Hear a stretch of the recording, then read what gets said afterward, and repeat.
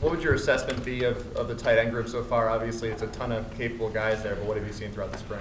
I've been really excited about them. Each and every day they came out and practiced with a purpose, grown up a whole lot, and just kind of seeing the change in a lot of them. A lot of them played a lot of football, and being able to take the transition and really play at a high level each and every day has been really exciting for me. And they also see what the benefit playing the offense does for them, and the way it kind of showcases their skill set. So they've done a really nice job. What have you seen from Alise, not just on the field, but also his maturity in the film room and the tight end room and all that kind of stuff? He's just growing up each and every day, taking care of his business. He's not on any list. He learned a valuable lesson last year, and he doesn't want to repeat it. And he's come each and every day with a purpose. He's in my office all the time. And he wants to be a great player. There's no question about it. He just has to understand the process, and he's done a great job of buying into Coach Kelly's process this whole spring. And you can kind of see the fruit of his labor right now. When he's in your office, what kind of conversations do you have with him? Just about everything: football, life, his day-to-day, how everything's going, and just kind of keeping him in the moment, not letting him think too far down the road or worrying about the past, but just kind of staying locked in each and every day. What are you most curious to see tomorrow? I want to see our guys just keep competing, doing what we've been doing the last 3 months. I want them to establish our tempo, take care of the ball, and play physical. They do those three things, it'll be a great day. I'm excited. This is a 15th practice, another, teaching opportunity for our guys. And then, when you get into 15th practice, you get a little tired and sore, so having the fans there and being in the stadium will give them a little bit more juice to go out there and perform and practice at a high level. A lot of people know about Brandon as a runner and his running ability, but what have you seen as a passer? How accurate is he? How's his velocity? All of that. Yeah, Brandon can make all the throws. The biggest thing is his footwork, getting that corrected, getting him more confident with that. But there's not a throw he can't make. His velocity, the way it comes out of his hands is tremendous. Throws a really nice deep ball. He's doing a lot better job just his presence in the pocket, understanding when he needs to evade, and doing a nice job throwing on the run. But still a lot to go from. But once he gets his footwork down and cleaned up, the sky's the limit for him as well. Coach, I'm sure there's not going to be a lot of surprises for you in the blue gold game as you move out of spring where you're not coaching them every day. What's kind of the next step for this offense? What's kind of their charge for the late spring and the summer? Keep building what we have right now. It's a big time in the summer with our leaders take over. We have a good sense on our side of the ball who our leaders are, and it's time for them to grow even more, and it's time for some of the younger guys to be great followers. You might not necessarily be a leader, but you can be a tremendous follower. In all the great teams I've been a part of, half the team was made up of great followers, and you had your key alpha males out there on our offensive line to make sure things are ran correctly in the summer when I'm not there. That's just how good they want to be, and it's going to be dependent a lot on them, what they do in the weight room, their running, and their skill development throughout the summer, and just keep building on what we're doing with our offense, our fundamentals, and then fall camp we'll be able to add everything else in the offense. But we have a pretty good bid in right now, but still a ways to go with their progression. Brandon's not a captain at this point. Do you, though, want him to kind of take ownership of this offense and that leadership during? I want him to, take ownership and have quiet confidence. Last thing I want out there is false confidence. The best thing about Brandon, he's never too high, never too low, and that's what you want with your quarterbacks. But we have enough leaders who have proven, who have been there in the heat of battle, that he needs to go out there and operate the offense. I don't want him to have any more added pressure on his shoulders. He does that, we're all going to be happy, and as time grows, his leadership will grow. But just be a great follower right now. In his presence and being the quarterback, you're going to be a natural leader when you're making plays. And then also being able to perform when adversity strikes. But we have enough really good leadership, veteran leadership out there that it helps him just focus on what he has to do each and every day. Getting back to Alise Jones, have you coached a guy with that kind of versatility, and what can you do with a guy that, he looks, at least to me, I guess, like part wide receiver, part tight end?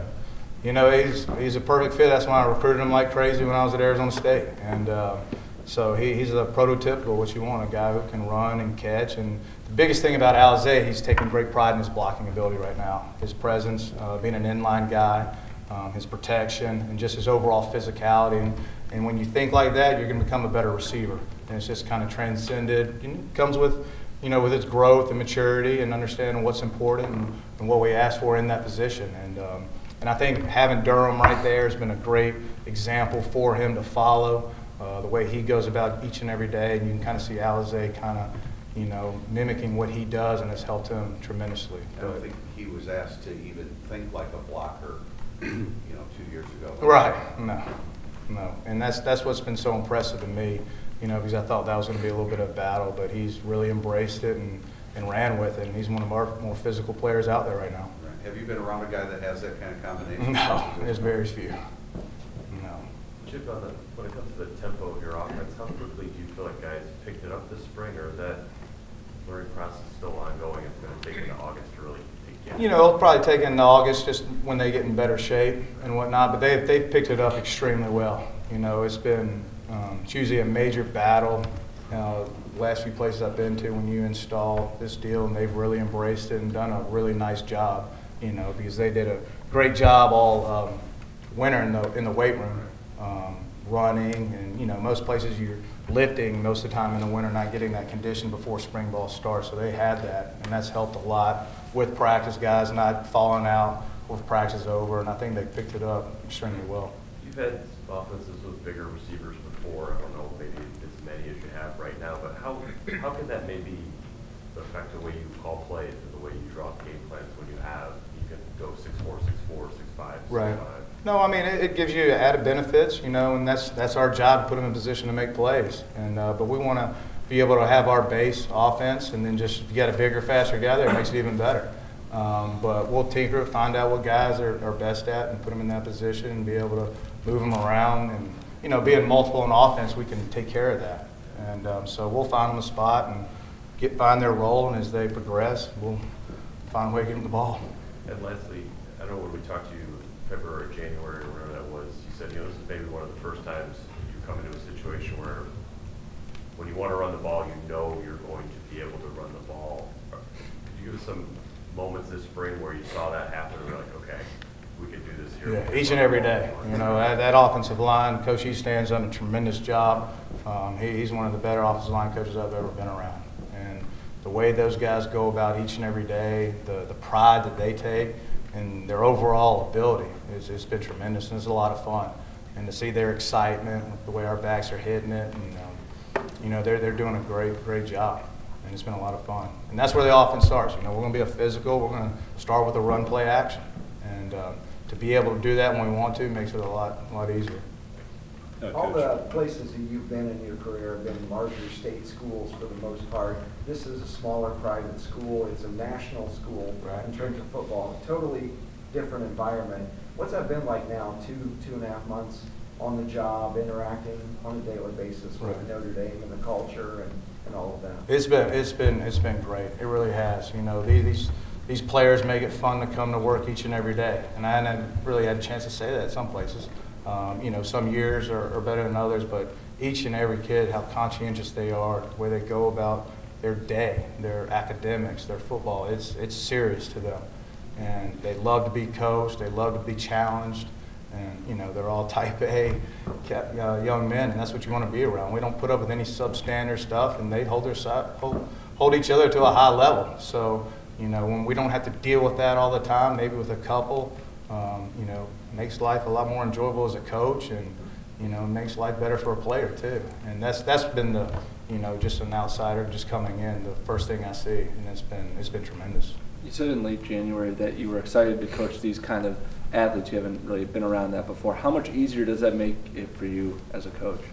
Well, we'll see. Obviously anywhere we got to find our players and put them in position, but where they are mindset-wise, it's been fun. Now we got to go and do it, and they need to go and do it. And I think the confidence they built, I think hopefully we'll see that come this fall. And that's some things we've got to keep working on, is their confidence and in the offense and in themselves as being playmakers. But I don't question that. I think they'll be fine, but we still need to build it up. The other day, Ryan said that Brandon looks like he's been running the offense as if he's been running it for years. Would you agree with that assessment? I mean, what's kind of like the next step for him? I mean, you mentioned footwork and leadership, but specifically, I mean, what else is he really he needs to keep growing in the offense. He needs to keep getting out there in that stadium with an atmosphere and, without me back there and being out there by himself with his 10 other players and going out there and executing at a high level, doing a great job on third downs and doing a great job when things aren't going well. And just taking care of the ball and just getting out there in the different situations, third downs, 2 minutes, whatever it might be, just being out there playing. He needs that to understand that, feel the speed of the game, and just keep taking each play as it has a history on itself. And with that concentration and that focus and just getting out there more and more and more would make him, he's getting better each and every day when we put him in those situations. So he's only going to get better, I think. What have you seen from Brock Wright as he tries to just kind of figure things out this spring? Right, he's figuring things out right now. He had probably his best practice the other day, so that's great. He's been out of high school 4 months, but he's one of the hardest workers. All the mid-year offensive guys have been tremendous, but he has his potentials through the roof, and he's a great kid, great worker, and it's been a lot of fun seeing him grow these last few weeks. His head was spinning the first part of spring ball, but I think he's kind of settling in and going out there playing with more confidence, and you can see it the last couple practices. Coach, when you have a lead back like Josh Adams established, how difficult is it to get 3 running backs involved? It's not difficult because we run them a lot, so it's who can stay out there the longest, really. We utilize 2 of them a lot of the time, so having depth there is critical, so we can keep them all fresh throughout the game because we're pushing a lot of plays and it's going to start with the run. So keeping each other fresh helps a lot. But you want to start with a guy like Josh, there's no doubt about it. But you got Dexter and Tony Jones and Dion, guys who can come out there and change the pace of play. Josh has elite speed, but he has size. Then you bring another guy in, might be a little bit different, find out what they do well, and that's hard for the defense. And so you can't have enough running backs in this offense. There's no question. Who's the best pass catcher of that trio? They all catch pretty well. I'd say Tony Jones is probably the most natural. If I were to put him at a little bit of receiver, he's done a really nice job. But they all can catch very well. On the same lines, Coach, when you're recruiting running backs, do you prefer to have a sort of a mixture of different skill sets, or do you want to be able to kind of plug in a similar guy when you take a guy? I like to have variety. I like to have a big back. I like to have a guy who I can put out there with receiver skills, and we can also put him in the backfield. All of them close to 190 to 210, and then have a bigger back as well. So we'd like to have variety, and then find out what those guys can do, and put them in position to make plays. You've talked about, obviously, when you go as fast as you go, you can't just play 3 receivers the entire game. You'd like to be able to establish depth. Where are you right now as far as kind of building towards that? I know Equanimeous has kind of played a lot, made a lot of catches, but beyond that, there's not a lot of proven production there. Right. How would you assess your establishing that depth in those next? I think it's pretty good. I think we have a pretty good 2 deep. Our tight ends take up a lot of their fatigue as well too. So we'll play with 2 tight ends quite a bit out there, so those guys can keep each other fresh as we go, getting them more of the 3 receiver sets. But it's solid depth there. Obviously, we need to keep building it, keep getting faster. But I think that group, I think Coach Alexander has done a tremendous job teaching them what we want in that position. I think they have a really good understanding of the offense.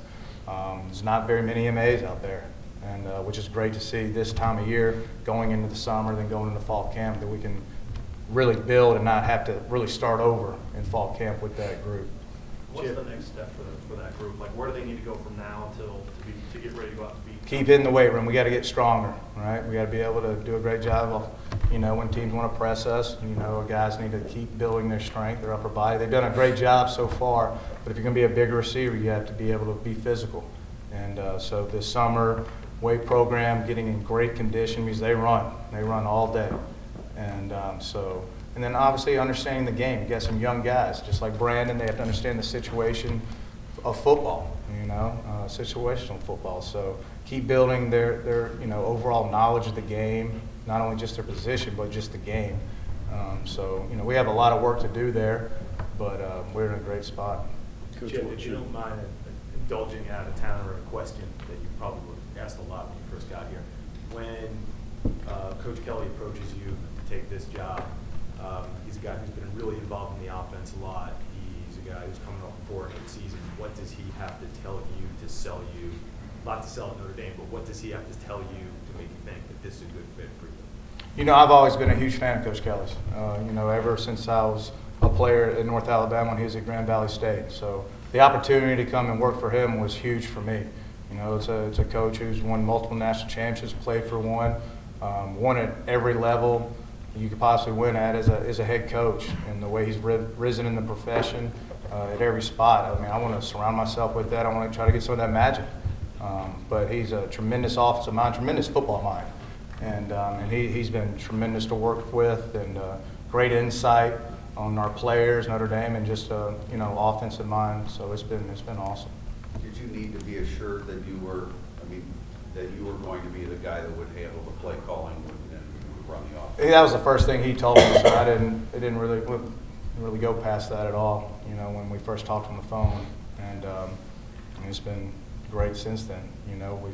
He was able to keep and build a great staff for me, and it's been tremendous. But that was never an issue at all. He made that very clear the first few sentences we talked. Coach, what kind of spring did Ian Book have, and how ready would he be to play in a game if you needed to play him? I thought Ian probably had one of the best springs on our offense. The last 2 weeks, he has been tremendous. The way he's executing the offense from a redshirt freshman, I've been around very few who've been able to raise their game like that in a matter of weeks. And he's a lot more confident, very accurate thrower, throws a very catchable ball, and just it makes things happen. And so that gives me great peace going in the summer that we have a very good quarterback there that we get to keep growing and keep pushing Brandon, and both of them go out there and play winning football for us. We've heard a lot this spring about how much the players love the new strength program. With your tempo, do you work with Matt at all about just how to tailor that, because they have to go so much faster than they used to? Right, and Matt does a great job with that. They work out at a very high tempo, and the way he pushes them, it correlates very well. There's no question. And the previous places Matt's been at Mississippi State, they ran a form of tempo, probably not as fast, but he understands it, and he's a veteran, and he gets it. So do you guys communicate about things to do, or he just knows what to do? No, what he does is exactly what I'd want, so it didn't really have very many conversations about it. A lot of the old school Notre Dame followers are tremendously excited when they see in practice reports that you actually line up a fullback at times and even use a two-back system on occasion. How much do you feel that will be a part? I think it'll always be a part of it. That's kind of how it's risen in the game, under a pro style with tight ends, fullbacks, being able to utilize that. And not many teams see that anymore, so you're able to bring that in the red zone area, short yardage game, and I think it's a nice piece to have. Depending if you find a weather game, we need to be able to get under center. We need to be able to execute and give ourselves a chance to win those games. And the closer you get to the goal line, being able to get under there with our play action, make a game, and being able to run the ball, it helps tremendously.